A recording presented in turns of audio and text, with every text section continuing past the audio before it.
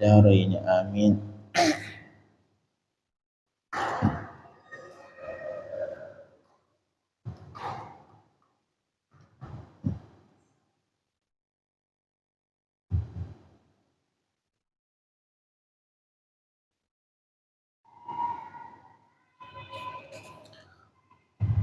وقال الإمام الغزالي: اعلم أن الصلاة قد يحسب بعضها ويكتب بعضها دون بعض. Sesungguh salat kadang-kadang ditulis sebagiannya, tidak sebagian yang lain. Artinya salat 4 rakaat kadang-kadang kalau itu ditulis cuma sebagian doang. Artinya yang Allah perhitungkan, yang Allah terima dari salat kadang-kadang cuma sebagian. Sehingga sesuai dengan hadis, la yaqbalullahu min salatil 'abdi illa ma aqala fiha. Allah tidak menerima salat seseorang kecuali bagian di mana dia di situ bisa fokus. Dia di situ fokus. Itulah tempat yang di situ Allah terima salat seseorang. Kemudian Imam Al-Ghazali menyebutkan hadis waruya anna Nabi sallallahu alaihi wasallam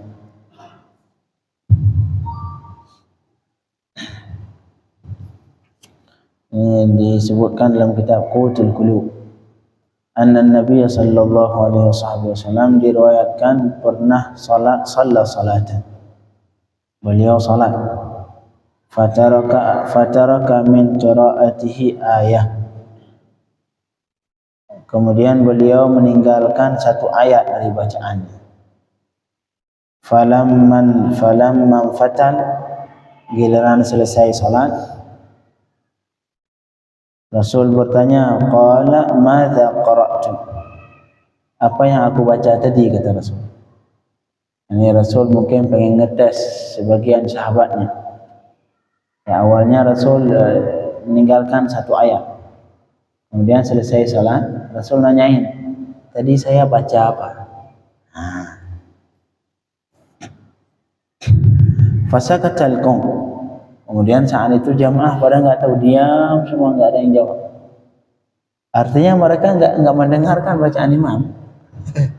Artinya mereka enggak tahu apa yang dibaca. Kemudian fasa'ala Ubay bin Ka'ab radhiyallahu anhu. Kemudian Rasulullah bertanya ke Sayyidina Ubay bin Ka'ab, apa yang tadi aku baca, kata Rasulullah. Menjawab Sayyidina Ubay, qara'ta surat kadza wa tarakta ayah kadza. Sayyidina Ubay fokus. Beliau mendengar bacaan Rasul. Akhirnya, engkau ya Rasul tadi membaca ayat ini, tapi engkau sempat ninggalin satu ayat. Sesuai. Fama adri anusikhat am rufi'at. Saya enggak tahu itu ayat memang sudah dinasakh atau sudah bagaimana, mungkin ayat itu sudah diangkat, sudah dinasakh oleh Allah. Jadi enggak engkau baca lagi. Ya, tapi yang saya dengar tadi engkau membaca satu surat ini, tapi ada satu ayat yang tidak engkau baca. Faqala anta laha ya Ubay. Kamu benar. Kamu benar ya Ubay. Beda sama kawan-kawan yang lain. Enggak ada yang ngedengar bacaan imam. Mungkin pas bacaan imam lalai, mana-mana pikiran. Malahan banyak dari kita selesai sholat, kalau misalkan ditanyakan, tadi imam baca surat rakaat pertama baca surat apa? Enggak ada yang tahu. Rakaat kedua baca surat apa? Enggak ada yang tahu. Itu menyebab kenapa? Karena kita enggak fokus. Selesai waladhdallin amin. Dah. Selesai baca bismillah waladhdallin amin. Santu dah ngelamun dia. Imam mau baca apa sudah enggak mau tahu. Banyak dari kita selesai sholat, kalau misalkan ada yang nanya, tadi imam rakaat pertama baca apa? Enggak tahu, saya enggak tahu surat apa. Ini mau diakui atau tidak, ini terjadi. Semua kita sering mengalami hal ini. Enggak tahu ayat yang dibacakan oleh imam. Jangankan ayat yang tidak kita hafal, mungkin imam baca surat yang enggak pernah kita hafal, ayatnya panjang-panjang misalkan, wajar. Tapi kadang-kadang surat pendek maghrib, kita kalau tanya, tadi imam rakaat pertama baca surat, enggak tahu, enggak dengar. Artinya enggak fokus. Ini pernah seperti yang kejadian. Rasul meninggalkan satu ayat, Sayyidina Ubay yang fokus. Engkau tadi baca surat ini ya Rasul dan meninggalkan satu ayat. Saya enggak tahu itu apakah memang ayat itu dinasakh atau bagaimana. Marhaban. Kali tidak fokus atau tidak hafiz. Iya, dia kalau enggak hafiz wajar. Enggak hafiz wajar. Dia enggak tahu memang. Ini kadang-kadang ayat-ayat pendek kita enggak tahu. Sering tidak? Sering. Banyak selesai salat maghrib, banyak dari kita yang kalau ditanyain, tadi imam baca surat apa? Nggak tahu, nggak fokus. Artinya kita nggak fokus. Saya seperti ini. Thumma aqbala 'ala al-akharin. Nah, kemudian selesai beliau mengecap jempol ke Sayyidina Ubay. Oh, masya Allah, benar Rasul. Kemudian baru beliau menghadap ke orang-orang lain, ke jamaah lain, yang pada diam semua tadi, nggak tahu surat apa yang dibaca Rasul. Faqala Rasul berkata saat itu, "Famma balu aqwamin yahduruna salatahum wa yutimmuna sufufahum wa nabiyyuhum baina aydihim la yadrun ma yatlu alaihim min kitab rabbihim." Bagaimana hal sebuah kaum, kata Rasul. Bagaimana sudah hal sebuah kaum yang mereka datang menghadiri salat mereka, salat berjamaah artinya, dan kemudian mereka menyempurnakan saf mereka, dan padahal Nabi mereka di kalangan mereka, Nabi yang jadi imam sekaligus. Kemudian la yadrun ma yatlu alaihim, mereka semua enggak tahu apa yang dibacakan oleh Rasul. Nah, bagaimana mungkin ini terjadi, kata Rasul. Ma balu aqwamin. Rasul, ini salah satu adab Rasulullah sallallahu alaihi wasallam. Ketika mengajarkan sebuah kaum yang melakukan kesalahan, beliau tidak sama sekali langsung menjelaskan misalkan, oh si fulan ataupun orang RT fulan. Enggak, Rasulullah enggak pernah seperti itu. Rasulullah sering ini untuk menutupi aib seseorang. Rasulullah kalau khutbah, walaupun beliau tahu si fulan yang melakukan, si fulan melakukan, RT fulan melakukan, kaum fulan, kabilah fulan, itu Rasul tetap bahasa beliau ketika khutbah, ma balu aqwamin, bagaimana hal satu kaum, tidak pernah menyebutkan. Kalau kita langsung, oh itu partai fulan ataupun misalkan itu orang RT fulan ataupun kabilah fulan, Rasul tidak pernah. Ini salah satu yang ini seperti ini, ma balu aqwamin, bagaimana hal sebuah kaum yang mereka menghadiri salat mereka berjamaah, kemudian saf dirapikan dan Nabi padahal di kalangan mereka, kemudian mereka semua enggak tahu apa yang dibacakan oleh Nabi. Aib, artinya ini hal yang sesuatu yang aib, sesuatu yang tidak layak terjadi. Ala, kata Rasul, ala inna bani Israel kadza fa'al. Ini sama persis kejadian ini seperti yang dilakukan Bani Israel. Mereka datang kemudian mendengarin, tapi enggak ada yang paham, enggak ada yang tahu apa, enggak ada yang mendengar. Kemudian fa'auhallahu ta'ala ila nabiyihim, saat itu ke Bani Israel Allah memberikan wahyu ke Nabi, memberikan wahyu lewat perantara Nabi saat itu, Nabi Bani Israel. Anqul liqaumik, Allah menyuruh Nabi saat itu, tolong sampaikan ke umatmu, tuhdhiruni abdanakum wa tu'tuni alsinatakum wa taghibun anni biqulubikum batilum ma tadhhabun. Kata Allah untuk mengingatkan kaum Bani Israel tadi. Kaum Bani Israel, Allah menyuruh Nabi untuk menyampaikan ke mereka, tuhdhirunani abdanakum, kalian membawakan badan kalian kepadaku semua. Badan hadir, semua badan kalian bawa ke masjid, saf pertama belakang imam misalkan. Kemudian wa tu'tuni alsinatakum, kalian memberikan semua lidah-lidah kalian kepadaku, artinya lidah kalian berzikir, lidah kalian membaca Fatihah, baca berzikir. Tetapi kata Allah, wa taghibun anni biqulubikum, kalian semua hati kalian gaib. Gaib alpa. Kalian mulut bersamaku, kata Allah, badan bersamaku, tapi hati kalian di luar. Ini suatu ketika dulu pernah, kayaknya salah satu habaib juga di Yaman. Beliau ngajar di kelas, ngajar di halaqah. Kemudian beliau ngelirik salah satu muridnya, pikirannya di luar. Karena kadang-kadang lagi bingung, mungkin dia ada pikiran atau lagi nggak fokus atau ingat apa Artinya dia nggak fokus dalam darus, dalam belajar nggak fokus, lalai gitu pikirannya kayak gini nih, nggak fokus. Akhirnya kata Syekh tadi, kamu fulan keluar, disuruh keluar, jangan masuk hari ini, keluar. Akhirnya ini si fulan keluar, dia takut nih. Ini kenapa Syekh mengusir saya? Anak ini taat sebenarnya. Akhirnya dia di luar kelas, oh takut dia. Ini apa yang terjadi? Syekh kok bisa mengusir saya? Hari ini saya nggak tahu melakukan apa, saya nggak mau ngobrol, saya nggak tidur, tiba-tiba diusir. Akhirnya dia kepikiran terus. Kepikiran apa? Kepikiran sama Syekh tadi. Baru selesai darus, beliau panggil. Ini, taat. Kamu tadi kata Syekh, kamu lebih baik di luar. Kenapa? Karena giliran kamu di dalam, badan kamu depanku, mata kamu kepadaku, tapi hatimu di luar.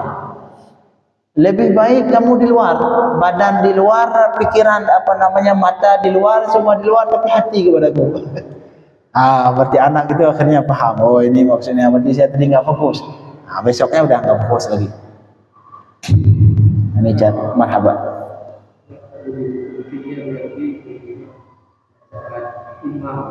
Iya. Jadi selesai baca surah Fatihah, kan makmum baru baca. Saat baca itu kan biasanya imam harus baca. Jadi yang mana lebih utama? Kalau yang seharusnya Sisi wajib Al-Fatihah, di sisi yang lain. Iya, yang kita dalam hal itu wajib Fatihah, selesaikan Fatihah. Kalau misalkan imam cepat baca, itu masalahnya bukan di makmum, imam. Imam Ustaz, kan Ustaz sering juga. Walaupun saya juga kadang-kadang sering cepat. Tapi sebisa mungkin saya kadang-kadang mau perlambat sedikit. Tapi cukup nggak saya? Cukup ya? Yang saya pertahan itu cukup nggak? Atau nggak cukup? Oh ya udah, ntar saya lamain lagi.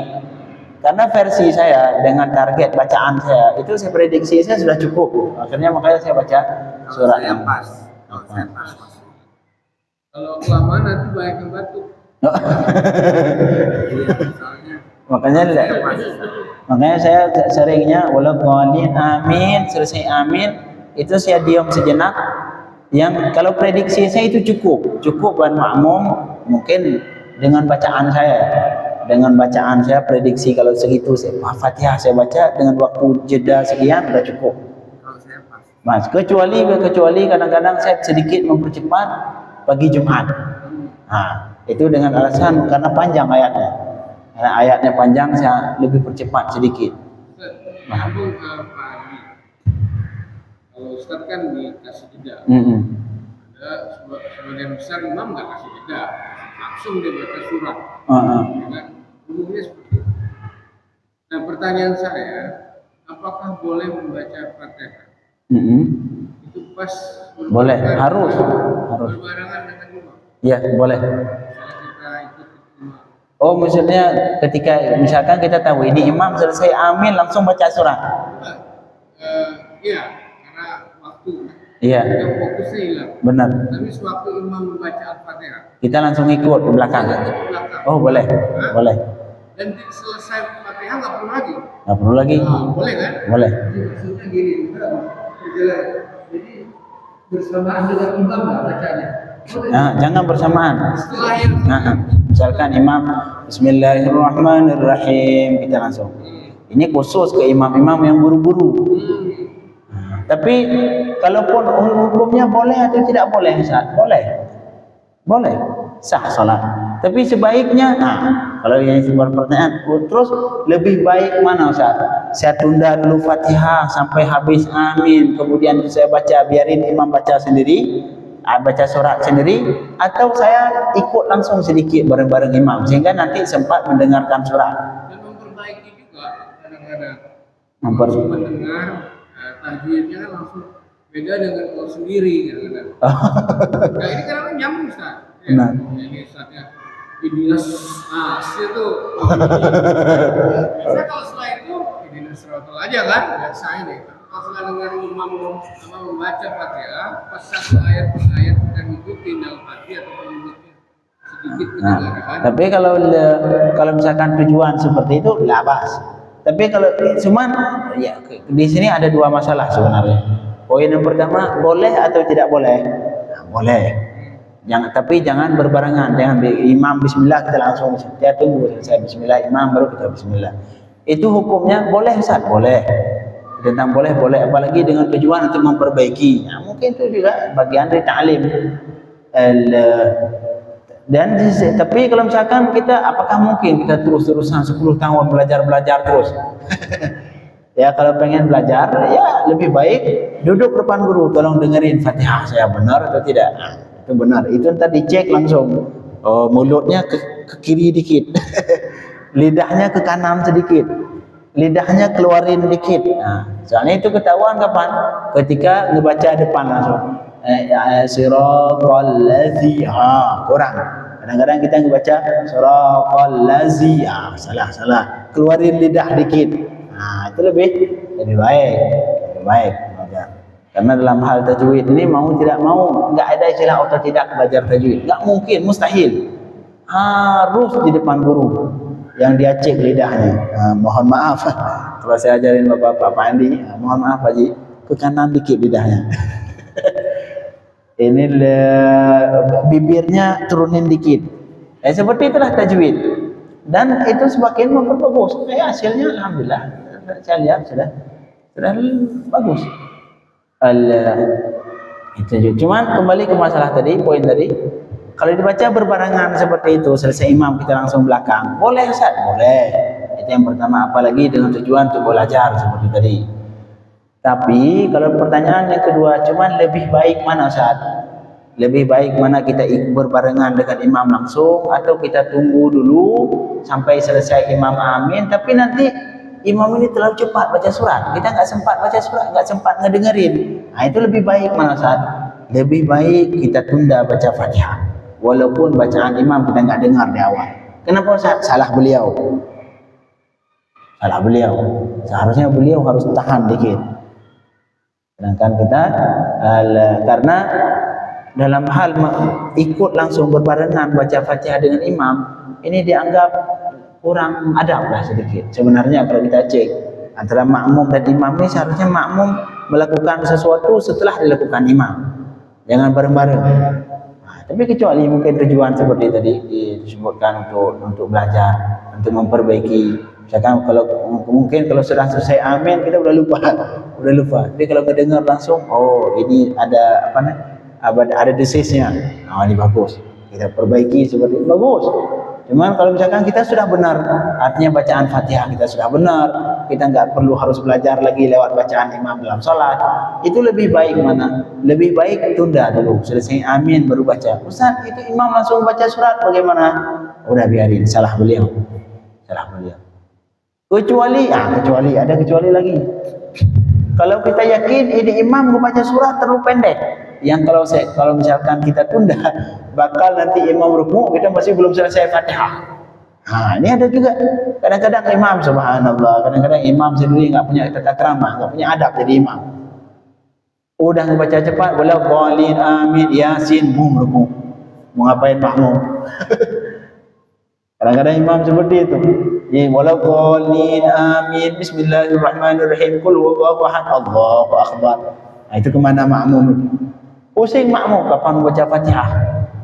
Nah, seperti ini. Jadi semuanya harus memiliki ilmu. Imam terutama wajib dalam hal harus punya tata krama, harus punya ilmu yang cukup sehingga bagus. Makmumnya merasa nyaman, sempat baca Fatihah, sempat ngedengerin Fatihah imam, sempat baca Fatihah sempurna, sempat mendengarkan bacaan imam. Makanya dikasih jeda sedikit. Nah, tapi kalau yang saya praktek di sini, mungkin Allah alam, kalau prediksi saya itu sudah pas. Cuman bisa jadi ada sebagian kan beda-beda. Sebagian orang bacaannya lambat sedikit, sebagian orang cepat sedikit. Yang kedua, saat baca Al-Fatihah, mana lebih utama? Kita menyimak bacaannya itu sesuai dengan tajwidnya, atau kita yang artinya yang kita akan lupa? Oh, kalau di awal-awal boleh Pak Haji. Misalkan di awal-awal kita kita ingin membenarkan bacaan, takut salah, labas dapat labas, walaupun untuk memperbaiki misalkan dari ha jadi ha ataupun dari ha jadi kha, misalkan ntar kebaca lagi alhamdulillah, adapun ngalamin alhamdulillah rabbil ngalamin. Daripada terjadi seperti itu, kita saya pengen fokus sedikit memperhatikan bacaan, labas di awal. Tapi nanti kalau misalkan kita sudah yakin, mulut kita sudah benar-benar refleks, dia sudah, walaupun dia nggak fokus lagi ke bacaan, lidah kita sudah benar, itu jangan lagi. Saat itu kita beralih ke fokus ke makna, karena tujuan hakikat dan tujuan dasarnya adalah untuk mentadabbur. Kitabun anzalnahu ilaika, kata Allah Subhanahu wa taala, a'udzubillahi minasyaitonir rajim, kitabun anzalnahu ilaika liyadabbaru mubarakun, kitabun anzalnahu ilaika mubarakun liyadabbaru ayati waliyadzakkara ulul albab. Itu tujuan dasar diturunkan Al-Quran. Kitab yang kami turunkan kepada engkau, kitab yang diberkahi, liyadabbaru ayati, untuk mereka mentadabbur ayat-ayat Al-Quran. Artinya tadabbur. Jadi tujuan dasarnya untuk mentadabbur. Cuman kalau di awal saya harus ada sedikit perhatian ke lafaz, supaya misalkan kita baru belajar daripada antara ihdina siratal lazi ataupun siratal ladzi jadi tebal, ataupun salah terbaca, labas di awal. Tapi nanti kalau misalkan kita di saat kita yakin bacaan saya, kalaupun saya nggak fokus lagi ke lafaz, bacaan saya bakal benar, saat itu sudah lebih baik kita beralih ke tadabbur makna. Marhaban. Dulu kalau nggak salah dengar, Ustaz pernah di sholat subuh itu di rakaat kedua baca surah Anas, tapi waktu itu Ustaz mungkin lagi sakit terus nggak diselesaikan. Itu bagaimana hukumnya? Maksudnya sedarurat bagaimana ketika imam boleh cuma membaca surah Anas ataupun kulhu cuma setengah? Oh, boleh, karena dalam salat disunnahkan membaca walau satu ayat. Misalkan darurat, pulang untuk berapinnas, ini udah patut bagaimana, Allahu Akbar langsung.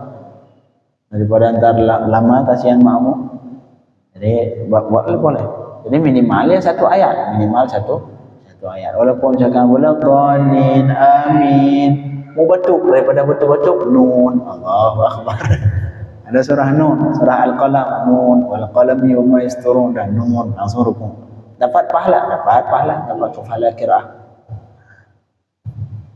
Jadi kalau yang bagus ya disempurnakan. Jadi kembali ke sini ini kata Allah, tuhdzirunani abdanakum, kalian menghadirkan seluruh badan kalian kepadaku, kata Allah. Wa tu'tuni alsinatakum, kalian semua memberikan kepadaku seluruh lisan-lisan kalian. Tetapi wa taghibun anni biqulubikum, kalian semua gaib dariku dengan hati kalian. Di keliran hati semua di luar, enggak ada depanku sama sekali, kata Allah. Ini seperti yang Syekh tadi ngajarin santri. Awalnya enggak fokus, ada Syekh keluar, tiba-tiba baru dia, ini kok disuruh keluar minum. Pikiran dia kemana? Pikiran dia sibuk mikir Syekh terus. Ini kenapa sih dikeluarin dia, padahal saya enggak tidur. Akhirnya di luar bingung dia, sibuk mikirin Syekh. Baru ntar selesai belajar, dia panggil lagi, sini kamu. Tahu tadi sebab saya suruh keluar, karena kamu pas di awal itu cuman badan doang, badan sama mata depanku, tapi pikiran di luar. Saya lebih baik saya suruh keluar, badan dan mata di luar, tapi pikiran kepadaku. Seperti itu. Wa taghibun anni biqulubikum, kata Allah.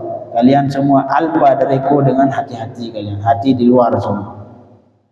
Ini sesuai seperti yang terjadi sama Rasulullah sallallahu alaihi wasallam, yang beliau membaca ayat, semua enggak ada yang tahu kecuali satu, Sayyidina Ubay bin Ka'ab. Beliau tahu, kata Rasul tadi baca ayat ini, surat ini, tapi ada satu ayat yang tertinggal. Radhiyallahu anhum ajma'in.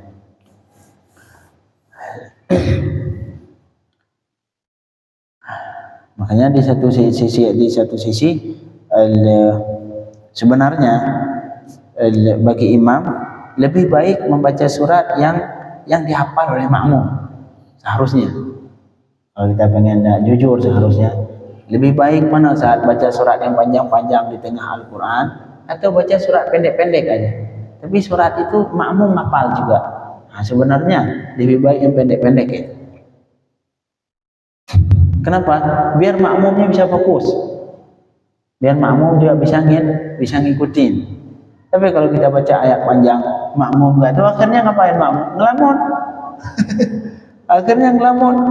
Apalagi kalau dibaca terlalu panjang, udah ini imam kapan selesainya, imam kapan selesainya, imam kapan selesai. Ada yang lewat lagi. Kapan selesai ini. Kadang-kadang makmum ini mungkin satu ayat lagi. Tiba-tiba irama kayaknya mau habis, tiba-tiba ditambah lagi. Wah, tambah lagi. Beda halnya kalau misalkan dibaca surat Wadduha. Nah, giliran yang hadis, alhamdulillah hadis. Tahu makmum. Nah, sebenarnya lebih baik mana surat panjang atau surat pendek-pendek yang makmum juga ngapal. Lebih baik itu. Biar makmum bisa ngikutin. Cuma jadi pertanyaan terus, Ustaz di sini kenapa enggak baca ayat pendek terus? Oh, dikomentari sama jamaah. Jamaah di sini lain. Walaupun dia enggak paham tetap ayat panjang, Ustaz. Ini ngayalnya lama juga. Yang lamunnya lebih lama ya. Nah, sebenarnya bagus seperti ayat pendek saja, biar makmum bisa ngikutin. Jadi jangan diiskal, Ustaz ngomongnya ayat lebih baik ayat pendek, tapi Ustaz sendiri bawa ayat panjang-panjang. Padahal kita juga ngelamun. Kalau saya bawa ayat panjang, ayat pendek juga bakal dikomentari. Nah, itu masalah. Ntar Ustaz kok masa sholat isya ayat kulhu lagi, ntar sholat subuh ayatnya inna a'tayna. Janganlah, harus ayat panjang dikit. Ya lah Mas, tapi bagi saya itu bagus.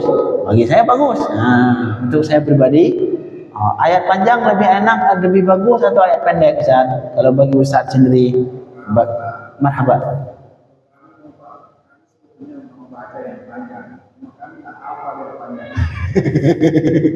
Itu tadi. Akhirnya melamun. Pas imam baca, aduh ini mungkin satu ayat lagi, ditambah lagi imam. Ya subhanallah. Makanya sebaiknya kalau dari segi ilmu fikihnya lebih baik ayat pendek. Lebih baik ayat pendek yang makmum juga kebanyakan makmum hafal sehingga mereka juga bisa ngikutin dan itu lebih khusyuk dibanding dibaca ayat imam yang makmum nggak tahu ayatnya di mana, surat apa, akhirnya makmum nggak bisa ngikutin dan ketika nggak bisa ngikutin pasti ngelamun. Dan kalau salah bisa benerin, Ustaz. Kalau yang di tengah-tengah kan nggak salah, nggak ada yang tahu. Imam salah-salah aja nggak ada yang tahu ya. Tapi itu cuman bagi Ustaz sendiri Ustaz lebih suka ayat pendek atau lebih suka ayat panjang Ustaz? Kalau saya pribadi lebih suka panjang. Kenapa? Buat murajaah. Karena saya mungkin kalau murajaah sendiri malas. Murajaah di sholat aja. Murajaah di sholat sehari satu halaman, Lapas akan ntar sebulan satu juz. Karena murajaah di sholat biasanya lebih kuat, lebih fokus, lebih nempel. Apalagi jadi imam.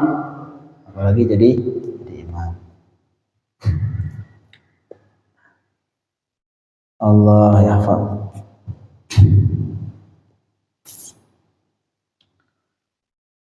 Kemudian wahada yadullu, dan ini yang hadis tadi menunjukkan bahwa mendengar bacaan imam dan memahami bacaan imam itu sebagai ganti dari membaca sendiri.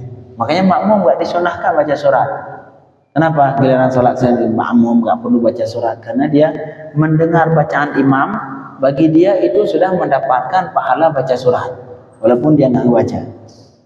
Dia cuma mendengar doang. Nah, itu sudah dia dianggap sudah membaca surat.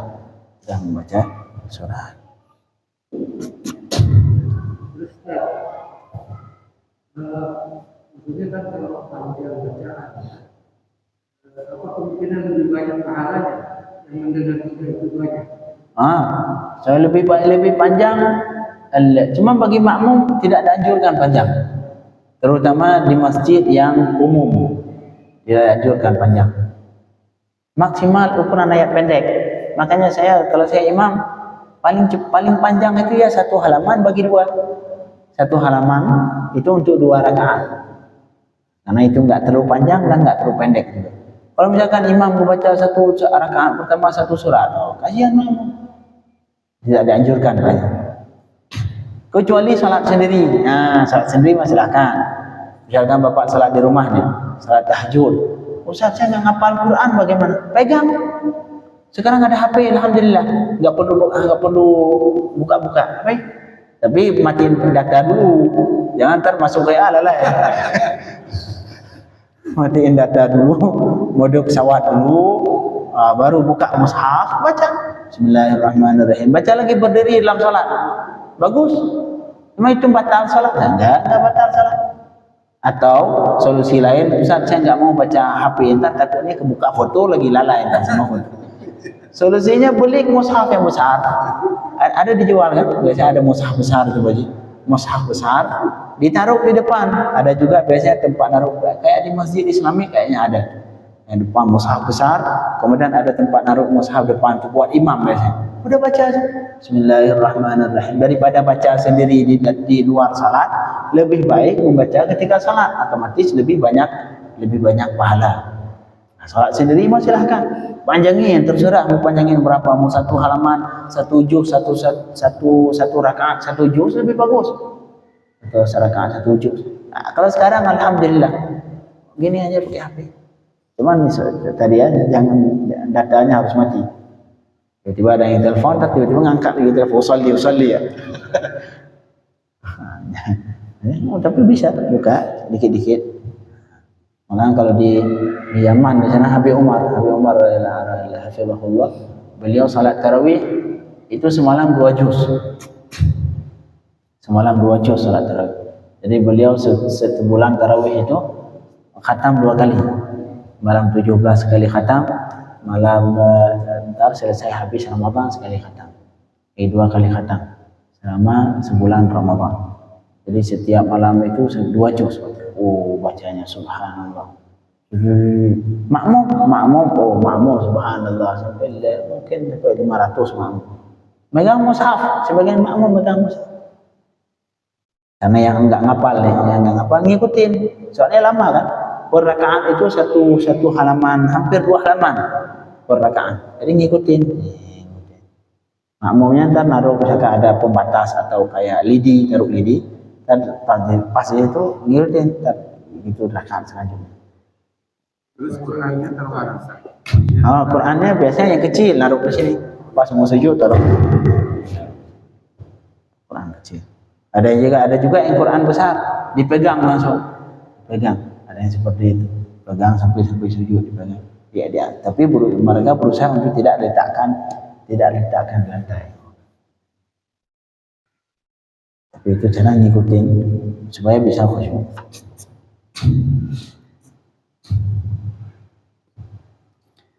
La ilaha illallah. Kemudian waqala ba'dhum innal 'abda la yasjudu as-sajdata 'indahu annahu taqarraba biha ila Allah walau qismat dhunubu fi sajdati ala ahli madinatihi la halaku qila wa kayfa dhalik qal yakunu sajidan inda Allah wa qalbuhu musghin ila hawa wa mushahidun li batil qad istawla alayh. Seorang hamba, kata sebagian ulama, ada seorang hamba, seorang manusia yang sujud kepada Allah, kemudian ketika dia sujud dia menyangka itu beribadah kepada Allah. Dia menyangka dirinya ketika sujud sudah mendekatkan diri kepada Allah, padahal lau qusimat dzunubuhu, kalau misalkan dosanya ketika dia sujud, Ustaz, memang mungkin orang melakukan dosa lagi sujud? Kita cek depan. Lau qusimat, padahal kalau misalkan seluruh dosanya ketika dia sujud, itu dosanya itu dibagi kepada seluruh ahli Madinati, orang kampungnya dibagi, kamu sedikit dosa, lagi bagi sedikit-sedikit. La halaku, bakal binasa semua orang kampung. Saking banyak dosa. Memang orang lagi salat kok banyak dosa, lagi sujud banyak dosa. Mungkin ada sebagian manusia lagi sujud berdosa. Contohnya bagaimana? Kaif dzalik? Kok bisa seperti itu? Lagi sujud berdosa. Dosa sangat banyak yang sehingga kalau misalkan dibagi semua dosanya, itu dosa yang dia lakukan ketika sujud dibagi ke orang-orang kampung bakal binasa semua. كيف ذلك؟ قال يكون ساجدا عند الله, dia sujud kepada Allah, wa qalbuhu, sedangkan hatinya fokus kepada hawa nafsu, wa musyahidun li batil, hatinya sedang membayangkan perkara yang diharamkan Allah. Kadang-kadang kita lagi sujud, hati kita lagi membayangkan gambar-gambar yang na'udzubillah min dzalik, gambar telanjang atau gambar apa. Akhirnya kita sibuk bermaksiat lagi sujud. Na'udzubillah min dzalik. Ya Allah, Allah yahfazna an dzalik. Semoga Allah menjaga kita dari hal seperti ini. Kadang-kadang orang lagi sujud sibuk mikirin entar saya bagaimana cara nipu dia. Jadi nyari solusi untuk berbuat maksiat ketika sujud. Itulah sujud yang berdosa. Dia sujud, kemudian dia menganggap ketika sujud saya sudah beribadah mendekatkan diri kepada Allah, padahal sujudnya melakukan dosa. Yakunu sajidan indallah. Sudah isya.